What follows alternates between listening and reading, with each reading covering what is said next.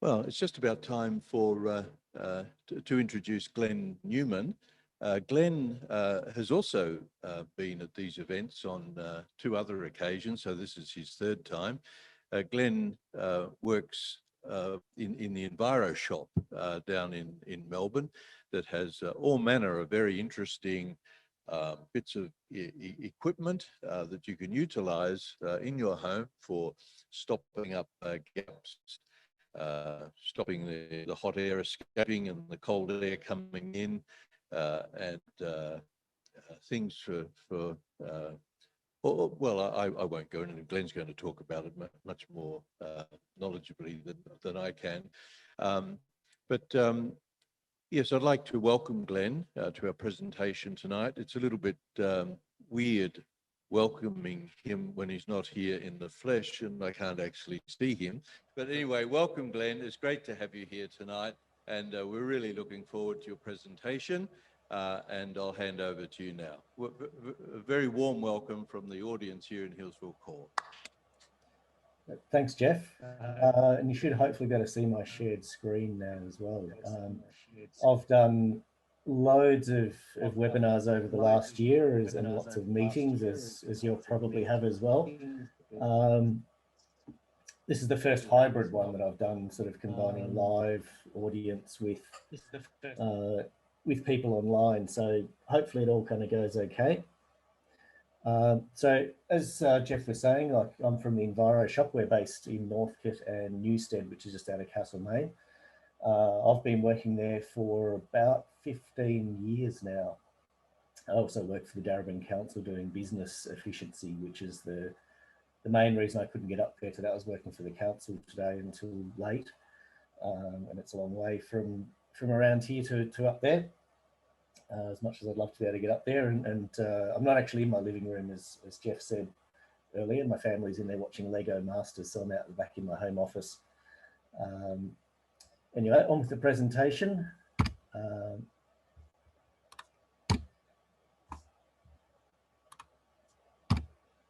So I'll do a bit of a broad overview first. I know that Alan likes to do the broad overview and does it very, very well.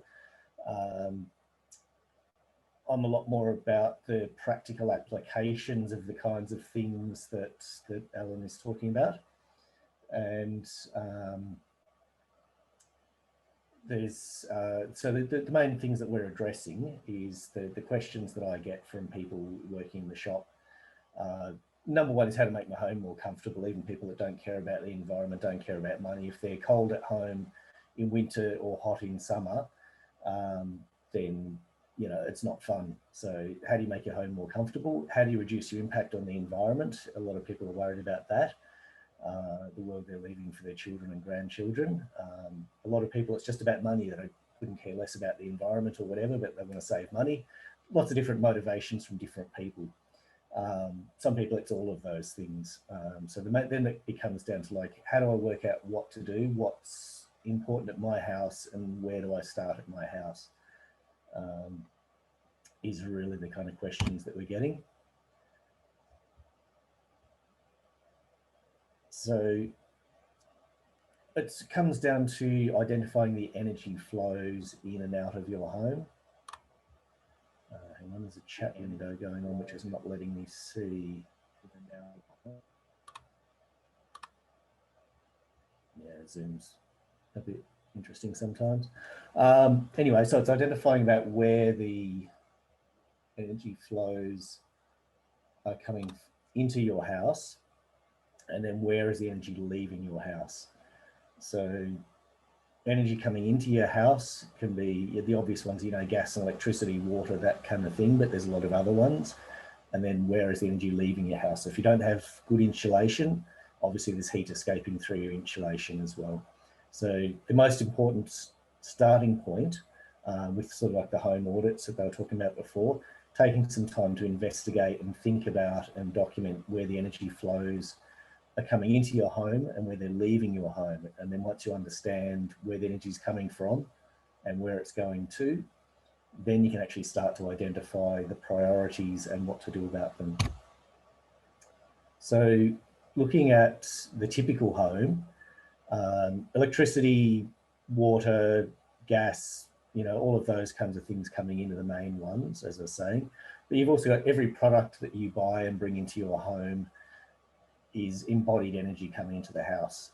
All of the waste leaving, all of the sewage, all of the wastewater leaving the house as embodied energy leaving the house as well as the heating, you know, sunlight coming into the windows, heat coming through, you know, gaps on a hot day.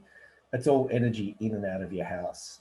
Some of it's passive energy flows, you know, through the infrastructure of the house, through the insulation drafts, that kind of thing. Some of it's active energy, which is things that you sort of more directly have control over in the moment, like electricity, gas, water, you know, products, that kind of thing. So really think about your home, about where's the energy coming in, where's it going out, what do you have control of, and, you know, what's the big one, so you can prioritize them. As Alan explained very, very well, passive solar design is the fundamental starting point for energy efficiency for your home. So controlling the sun, you know, to use it to your benefit in the winter and to keep it out in the summer. So as you can see on the first diagram there, an unprotected window, sunlight comes in, strikes the interior of the house, the heat gets absorbed into heat, heats up the interior. Great in winter, not so great in summer. If you've got just a normal blind or curtain or something on the inside, it reduces the glare, and most people think, oh, it's hot, the sun coming in, I'll just close the blind. But the heat's actually being absorbed by the blind's getting hot, it's inside, it's really not going to make the room, you know, much cooler than just leaving the blind up. So the answer is external shading. You can see on the two, there's the classic sort of pull down blind, or there's the other classic sort of roller shutters, both very effective at blocking the sun on the outside.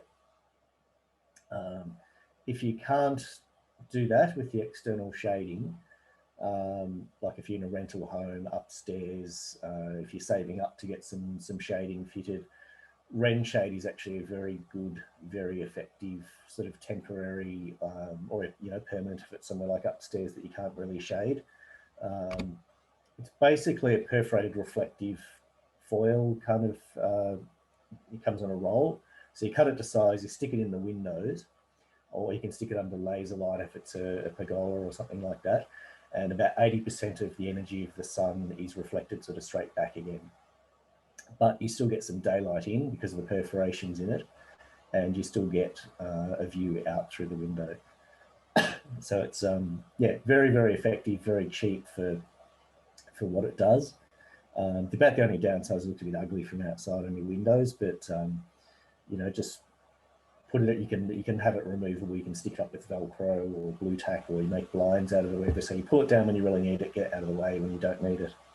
And it's a very easy answer. Next most important after getting your passive solar under control is draft proofing, controlling that airflow. As Alan was saying, that controlling the airflow in and out of your house is vitally important. If your house is really well insulated, but you've got gaps around doors and windows and other spots in the construction of the house, then it's kind of useless because the heat's still getting in and then getting trapped by the insulation in summer, or all that warm air, it's just disappearing out. You don't really notice it as much in summer, but people will feel the cold draft in winter. You go, you know, my ankles are cold in the lounge room here, and you can usually find there's like a gap under the front door or something like that. The way to spot it, if you have a look at the door frames or the window frames, you can see on this one, you can see those lines of dust. Hopefully the image is clear enough there for you on the screen, but they're very, very obvious. Where the air is traveling through that gap, it slows down as it's kind of going around the corner, and it deposits a little line of dust. And so that's very good evidence that, that you've got a draft running through that door or window. If you see that around any door or window frame, you really need to address it because there's a significant draft happening. So the doors are fairly easy. The bottom of doors, the Raven makes a great range of various kind of door things. This is one of my favorite ones, that it's kind of a little spring-loaded flap at the bottom, so that it, when you close the door, little wedge there pushes it down. It gives a very good effective seal, but it springs up and out of the way. So it's very good for older houses where you may have, you know, uneven floors and things like that. It gives a very effective seal, but they've also got brush seals and, you know, there's some architectural type ones. Quite a big range from Raven, and it's one of the simpler things to solve, and one of the most common things you see. Some houses you see, like, you know, a good 10-20 millimeter gap under the front door, and it's, you know, why. Other less obvious things that people don't notice as much for draft proofing, particularly your evaporative cooling systems. Great on a hot day, you're pumping that cooled air through the house. When you're not actually doing it, it's a massive gap in your insulation and a massive source of drafts. In winter, all of your warm air is rising up and then disappearing up through those ducts into your roof cavity, and heating up your roof cavity and disappearing out into space. In summer, if you put your hand under one of those ducts when they're not on in summer, you can often feel quite a bit of hot air coming down through them. So they really need to be addressed. This is a really, you know, huge gap in the thermal envelope of your house is those kind of vents. They really need to be sealed up when you're not using them. Closing the little flaps on them helps, but it's not airtight. So Heat Saver and there's a couple of other people make sort of custom molded things that just stick on with a magnetic strip. So they're very easy to stick on and then pull off when you actually want to run it. The rental house I've just moved into, the landlord doesn't want to fix the evaporative cooling system, so I've got up and cut some little bits of cardboard to stick in behind it to seal it off. So there's lots of DIY things like that you can do. There's some people make kits that you can get little, you know, wedges of insulation to stick in there to really insulate the gap as well. But make sure they're not open over the winter. You'll just be losing all of your heat. Downlights are another classic, your old-fashioned halogens. And a lot of them that have been changed to LED as well. If they just swap the bulb over to an LED bulb in the existing halogen fitting, particularly like that one in the picture, the tilt halogens, you can see the gap around the outside of it. That's a gap straight through to your roof cavity. So hot air in summer will be coming straight down through it. All your warm air in winter will be disappearing up again into your roof cavity. So the answer is change it to a modern sealed LED like that one on the right there. There's no airflow through it. It's much more efficient. That particular one is a Lumi, which is actually rated to be covered over with insulation. Because the other issue with the halogen downlights for safety, you need to leave about 20 centimeters clearance all around them with insulation for fire safety. So a huge gap in your insulation, which about 5% gap is about a 20% compromise on insulation, I think the figures are. Much bigger than you'd expect just from a small gap in your insulation. So get rid of them, replace them. If you do have downlights, replace them with a modern LED fitting. Don't just swap the bulb to an LED bulb. The other issue with doors and windows is around the edge. That's much harder to solve.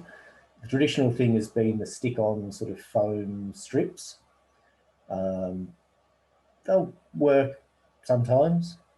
A lot of the time, particularly in older houses, the door or the door frame is a bit warped or worn or something and uneven, or you've got the inappropriate strip for the size of the gap and it makes the door hard to close, or a lot of the time people just go and stick it straight on over those dust lines that I showed you before, and of course an adhesive over dust, 6 months later it falls off. So the best answer that we've come across is the EcoMaster Draft Dodgers. It actually sticks on around the outside of the door frame, that little strip of timber that you can see. So it gives it the perfect even spacing from that timber strip to the door with the little rubber seal there. Very, very effective at sealing off doors. And they do a brush strip version for sliding doors and sliding windows and things like that as well. They're a bit awkward to ship. I've got a note there saying bulk buy. If you do get a group of people up there that's interested in them, we can work out sort of a bulk buy with free shipping up there for a batch of them. rather than you paying sort of ridiculous shipping, because they're about 2.5 meters long. So you've got to get a special courier to take them rather than Oz Post or anything like that. Draft proofing, like those are the obvious sort of main ones: doors, windows, things like that. Don't be afraid to improvise. Draft proofing is a bit of a case of identify the problems first, find them, which a good way can be like on a windy day, you get a stick of incense or something like that that gives you a nice light smoke. And you can see the smoke's moving that way. Go, okay, there's a draft, you know, in that direction. It's either coming from there and going there. So you can usually follow it to where the air's coming from and where it's going to. And there's a source and a sink for a draft. This was at my old house. There was an old air conditioner in the wall that didn't really work. And it was basically open straight through to the outside. So we had massive cold drafts coming through it in winter. During the bushfires that we had, masses of smoke coming through it. It was horrendous for indoor air quality. So because it was just a rental house and we were actually moving out not long after that, I just grabbed some bubble tape and bubble wrap and some tape and just sort of taped it up. You might want to do a neater job if you're living there for longer term or something, but you know, it's just the general principle of don't be afraid to improvise when you're doing draft proofing. Anything that stops the draft up is basically, you know, it's the right answer. Another great one for exhaust fans. Again, it's a huge gap through your insulation and through your ceiling, and it's opening your interior into the roof cavity. A lot of modern fans have the flaps built in so that gravity closes them down when the fan's off, and you switch the fan on and air pressure pushes them up. The draft stopper is a great little thing that basically you can drop on the back of most existing fans. You can get an adapter for the 3-in-1 heat lamp kind of ones. You can't sit it straight on them because the heat lamps get so hot, but there's like an adapter ring thing you can sit to use it for those ones. And that will be, you know, another great source of sort of heat loss and drafts and things in your house that you can solve very cheaply and easily. Draft proofing is one of the biggest bang for your buck things. You really need to get onto it first. It will make the biggest difference for the lowest outlay. The actual parts that you need are relatively cheap. It's basically just a bit of your time, a bit of innovation, and a bit of thinking, a bit of DIY kind of work. But you know, that's stuff you can generally knock off in a weekend or two here and there. So moving on to insulation, once you've got the drafts under control, you need to look at insulation. And the biggest gap in insulation, as Alan was saying, is the windows. That you know, they've basically got zero insulation value with your traditional single glazed window. And what happens, as you can see in that diagram on the left, you get a very cold pocket of air will form against the cold glass. And everyone knows hot air rises, but that also means that cold air falls.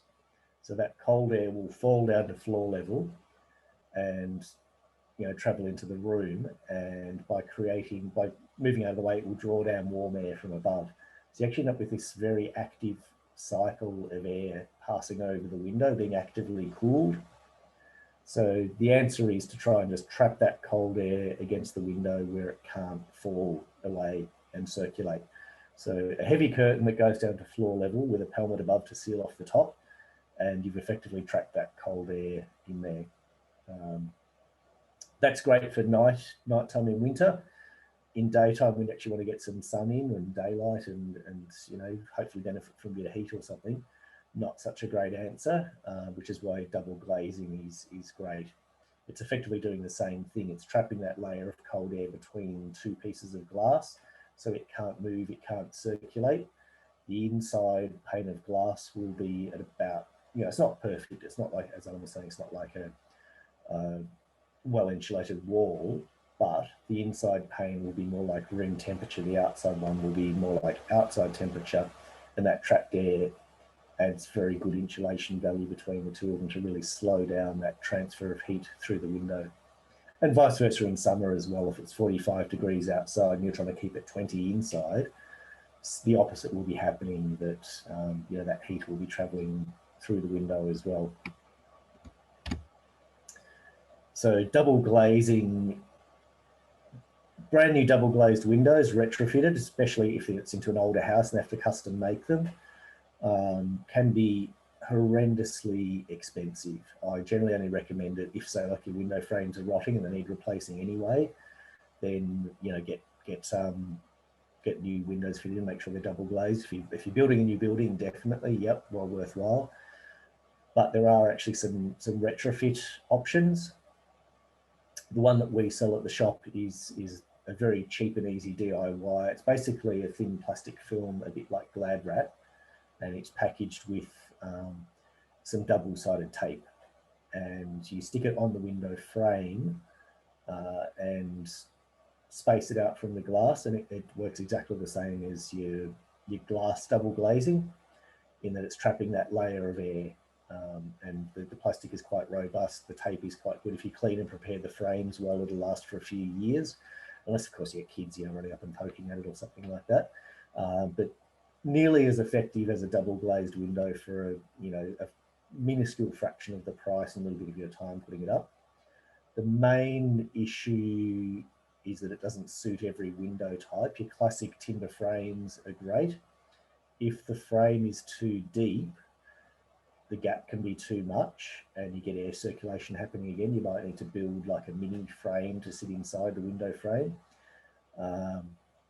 Same with aluminium windows. The frame isn't thick enough, and also the aluminium frame itself is very thermally conductive. So again, the answer is to sort of build a frame that goes within the window reveal to apply the window insulation to the double glazing to it, and then that frame, then goes into the actual window frame. Which there's a great info sheet. A friend of mine in Tasmania had a go at doing it, where you basically get fly screen framing. You can buy that very cheaply and make up a frame to go within your frame. You get some insulation, the draft proofing strips around the outside, and then you apply the duck window film over that and then push that into your window frame. It's a really good way of doing the aluminium windows. So there was one other option that we don't sell, but there is retrofit double glazing, which is companies like H'CoRe, Magnetite. There's a few others out there on the market that basically custom make a timber frame with some perspex in it to fit your windows. So it's mid-range in price. It'll cost you, the duck window film is maybe tens of dollars per window. The magnetite is maybe hundreds of dollars per window, whereas replacing your window is more like thousands of dollars per window. But the retrofit double glazing looks nicer, it'll last longer, and it does have some soundproofing qualities as well, which the duck window doesn't have. And you can actually mix them all as well. If you've got one window that needs replacing, put a new window in there.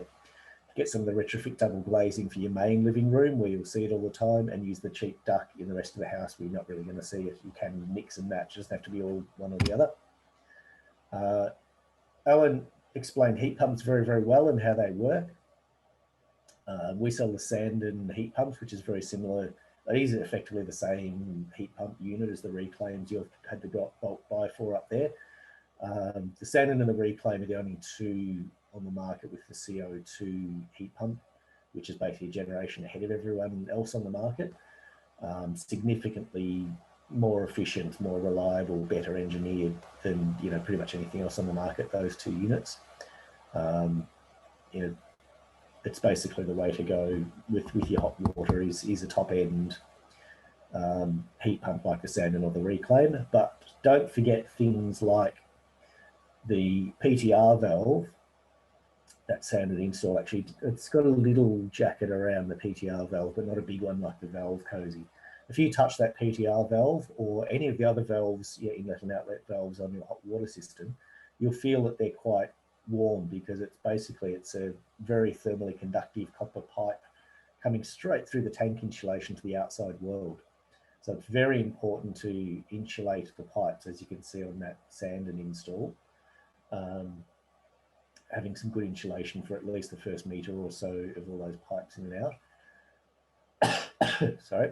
And it's even better to have the valve cozy, which is a very cheap product. It's about $20 or $30, and it's basically it's a little insulated box that clips over the top of the PTR valve to insulate it and reduce the heat loss, but it doesn't interfere with the operation of the PTR valve, which is very important. PTR is pressure and temperature relief. So basically, if the tank overheats or goes over a safe pressure, the PTR valve will basically open up and vent some water out of it to get it back to a safe level. Which I don't know if anyone's seen the Mythbusters episodes where they disabled the PTR valves and then kept heating tanks until they turned into rockets. A lot of fun. That's what your PTR valve is actually preventing. So good idea to insulate them, but in a way that lets them do what they're supposed to do. So once you've got the thermal envelope of your house, you know, well insulated, draft proofed, all of those kinds of things, ceiling insulation, underfloor. Walls are very tricky to retrofit in a cost-effective kind of manner. There's people who will drill like 1 million holes in your wall, pump insulation, and then seal them up. Very expensive in terms of return on investment for the difference it will make. But if you are ever renovating, pulling off plaster inside or weatherboards outside or something like that, get some bats in the wall while you've got the opportunity and while it's cost effective to do it. But anyway, after that, keeping yourself warm. This is probably something that everyone's learned a lot about in the last year working from home. Now that, you know, the boss isn't paying the heating bills and everyone's at home and running the heater, and your bills, you know, everyone's bills have probably gone up massively. So you need to think about it a bit more, you know, how to be more cost effective while still actually keeping warm and comfortable, because you can't, it's hard to type in, you know, if you've got a blankie over your knees and trying to keep your hands warm under your blankie and stuff, you can't really type very well. It's not a great look on the Zoom meetings as well. So diet's very important. It's not something that people often think about in terms of energy efficiency, but if you're eating a good, healthy diet, and even things like ginger as well. Ginger is really good for getting the blood going and making you feel warm. That can be a great energy saver if you don't need to turn the heater on because you've got a belly full of good, nutritious food.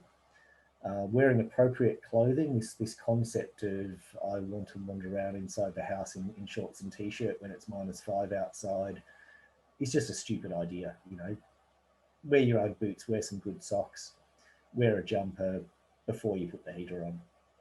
It's basically common sense.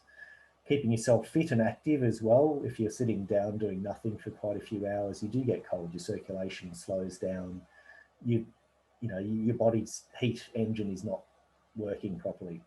It's important to get up, you know, at least once an hour or so, and even just walk around the room, have a bit of a stretch or something like that. Go for a good walk at lunchtime. Keep the blood flowing, keep your body's, you know, energy engines going to keep you warm. And again, that will save, you know, energy heat the house if you're heating yourself. Then it's looking at efficient heat sources to heat the house. Heat pumps are the answer to anything to do with heat, as again, as Alan said very well. You're not actually creating the heat, you're simply grabbing it from one place and moving it to where you need it. There was a great example recently, a business I've been working with a bit, Three Ravens Brewery. They're brewers in Thornbury, and there's, in the brewing process, there's a lot of heat here while it's fermenting, and then they're chilling it here, and there's lots of, you know, back and forth heating and cooling through the whole sort of process of the beer. And they were burning gas through the heat and running refrigeration things and using massive amounts of energy. And they went through quite a few things. Firstly, they put a heat reflective paint on their roof and then put a bunch of solar panels on top of that. And that was very effective at just reducing the heat load on the building. And now they've been working with some engineers to look at heat pump and heat storage systems integrated into their whole production process. So when they need to chill something, they grab the heat from that, and then they just move that heat over to where they need it for heating in the process. And they're looking at, you know, massive savings in energy use for the entire brewing process, which is, yeah, amazing to see. But again, common sense. If you're heating here and cooling there, why not just move the heat from there to there? It makes a lot of common sense. again, a great one for working from home or even for the office as well. Particularly if you're working in a warehouse or an open space or an open plan office that's not sort of centrally heated. Trying to heat the whole space can be really difficult. I used to work in a factory doing electronics work, and concrete floors and sitting there for hours and soldering and that kind of thing. And I discovered 2 pairs of socks and a cardboard box under your feet, and the world was a better place. But I wish I'd had one of these things.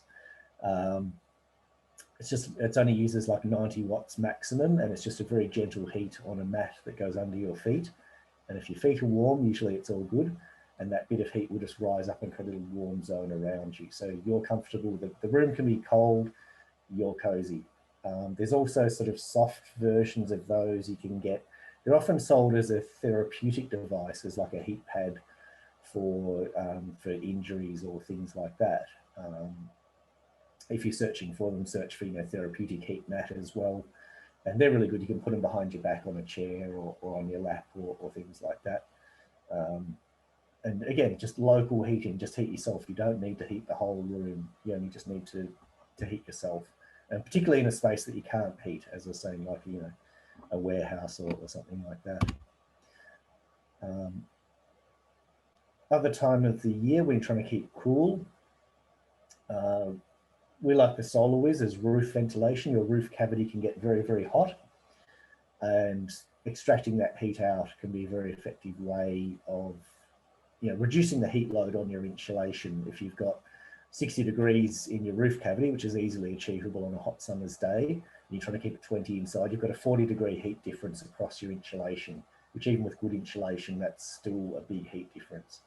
If you can pull that 60-degree heat out and draw an outside air, and if it's at 40 degrees, you've now got a 20-degree heat difference across your insulation, which is a lot less of a load on it. And also especially good if you're using your roof space for storage or anything like that. Related to the heating mat, the cooling equivalent of that, the Close Comfort, is a little portable air conditioner, but it's not one of those ones that hooks up to the window and tries to blow the hot air out the window. It basically blows the warm air out the other side and the cool air at you. So it is blowing chilled air. It's not just a fan. It's not an evaporative cooler. It is actually a refrigerative air conditioner. And it will blow a stream of chilled air at you, creating a cool zone where you are, and the rest of the room can do whatever it's going to do. If the room's going to be filthy hot anyway, if it is an uninsulated space, unheated, uncooled space, they're very, very good at creating a local cool zone for you to be in, and the rest of the room can do whatever it's going to do. Waste management, again, waste that's leaving your home is wasted energy. That's, ending up in landfill and creating methane and that for food waste is a terrible thing to happen to your food scraps. And they're actually a great benefit to you if you can use them then to grow your own vegetables, or even if you're growing flowers or whatever, or even if you're giving it to your neighbour. Composting on site is one of the best things you can do for the environment in terms of greenhouse gas emissions and energy use, keeping that energy on site, because it's a great source of energy in all of your food scraps. So traditional compost bins, bokashi bins are like a fermentation system. They're great. Worm farms, whatever you can do to use that resource on site. So the bokashi is great. There's a lot of detail on our website about those. And that about wraps it up for today. But there's a lot of detail on our website and information sections about all of the things I've talked about and a whole lot more. So if you jump on the Enviroshop website and just go to the information sections, then you can read about all of this kind of stuff there, and lots of general principles as well as specific products to solve problems. And if you've got any questions, you can just email me there as well. Okay, it seems that it's it for the evening. I'd like to thank you all very much for coming along, and in particular would like to thank our speakers and put our hands together for both Alan and Glenn and Leo. Doing that, I'll also thank our volunteers who are here tonight.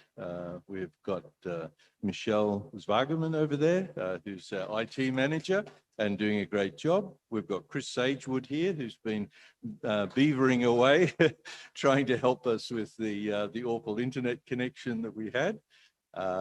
We've got Julian Higgs up at the back, our treasurer, who's here again tonight.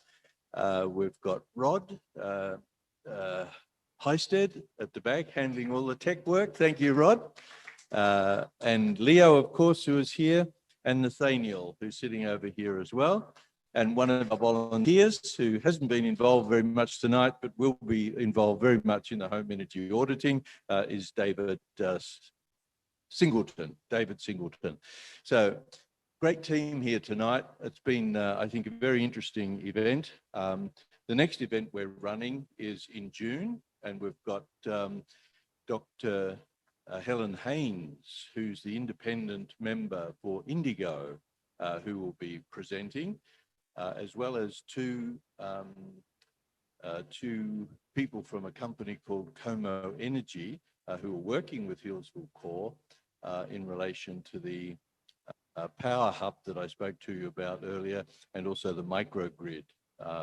And they'll be helping us to get a lot of very interesting projects underway in quite a significant development for H'CoRE in terms of the quality of the technical stuff that we're going to be able to do. So that should be a very interesting webinar. It won't be face-to-face, it will all be online, and we're very much looking forward to welcoming Helen Haynes along and our two speakers, Gerald Ahrens and Jonathan Prendergast from Como Energy, who I'm sure you'll find very, very interesting. Thank you all very much for coming along, and look forward to seeing you at our next event. Bye-bye.